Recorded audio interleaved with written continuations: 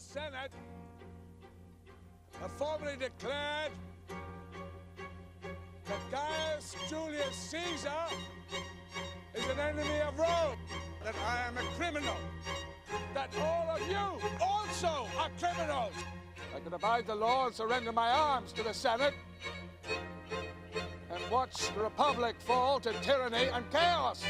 Or I can go home with my sword in my hand and run those maniacs to the Tarpeian Rock!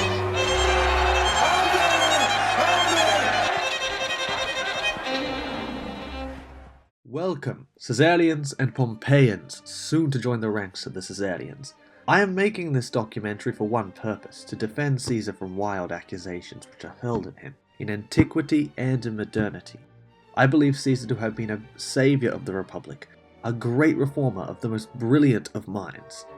Many in academia like to see Caesar as someone who simply wanted to be king, or wanted absolute control over the Republic for the rest of his life, though I must disagree with such a thesis.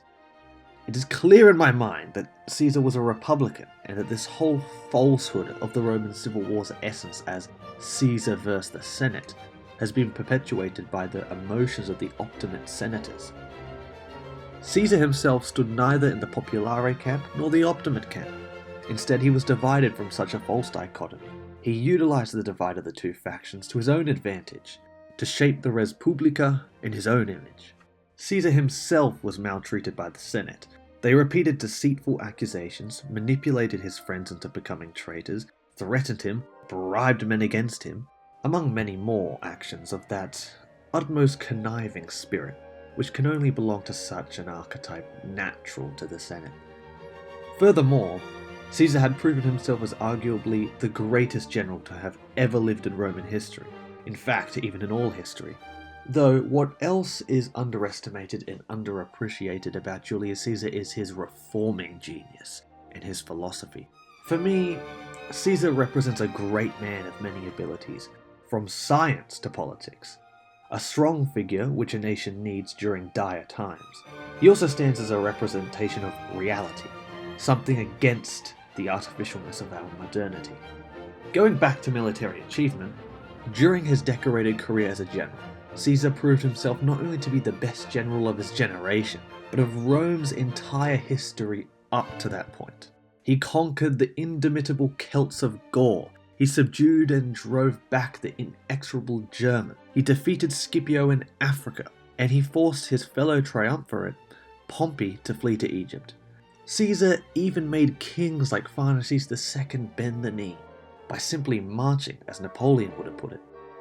Not many generals can become a conqueror of kings or a subduer of races.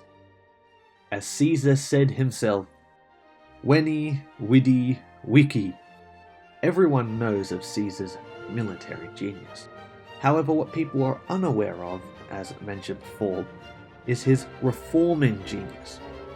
Caesar became a true man of the people with his reforms. Throughout his entire life, he had defied the corrupt senators who cared nothing for the prosperity of all of Rome. While dictator, he started with a census. Caesar had to know that the right people were getting the grain dole. He cut the grain dole and encouraged family building. Despite the elaborate deceits spread by his adversaries in the Senate, Caesar made sure to make an attempt to strengthen the Senate. Thereby the upper classes wouldn't lose their prestige and influence. One may ask where all this evidence is. Well, do good to remember, this is an introduction, not the documentary itself. I must add to this that there are things I dislike about Caesar. For example, his handling of the Gallic Wars. By immoral actions against many of the Gauls, Caesar had betrayed the ancient Roman just war theory, this done through his acts of massacre and genocide. Arguably, the Celt conquest of Gaul was justifiable, due to the essence of the Roman-Gallic relationship up to that point, as one of Roman defense and Gallic aggression. However, the unjustifiable aspects of this war derive from the actions performed against the population. Even Romans themselves criticized Caesar for such horrid acts.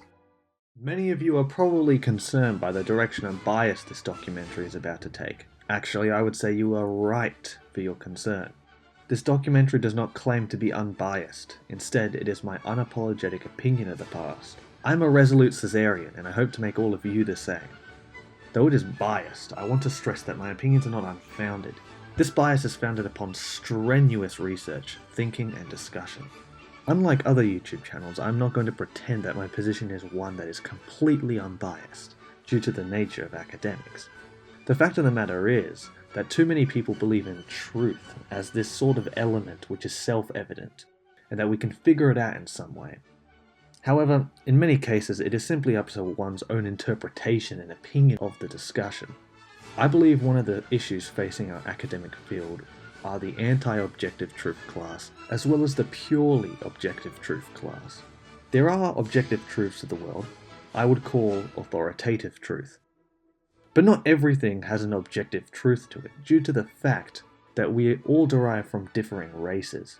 Our race, blood and mind, makes up our physicality, mentality, and spirituality.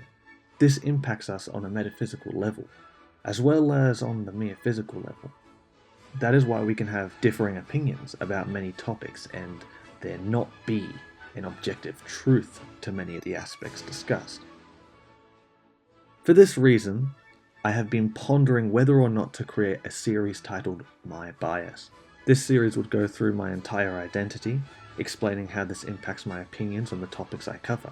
If you are interested, check the comments below or the notification in the top right of this video, and go to the link where you can vote on whether or not you would like to see this series. Now, going back to the documentary. It is going to be structured as you would watch any other documentary. It will go through the entire life of Caesar, starting with his early life, through his early political career, then through the Gallic Wars and Civil War, ending on his assassination. However, at the end I will either examine the significance of Caesar himself and his achievements, or I will make a conclusion at the end of the documentary, keeping the rest of his story, the analysis of his person, his ideas, and Caesar's form in the eyes of the people, for a separate video to come out a few weeks afterwards. If you would like to have a say on what you would prefer as the audience, comment it below. Finally, I want to ask you, out of the 3 historical figures titled The Great, which would you prefer me to cover next? Alexander the Great, Theodoric the Great, or Constantine the Great? If you do not like any of them, comment an alternative figure below or give a like to the comment with that alternative historical figure. It was great discussing for the first time Wanderers of Europe. Find me in the forest again, whenever you are ready. Proclaim your blood with pride and wander Europe.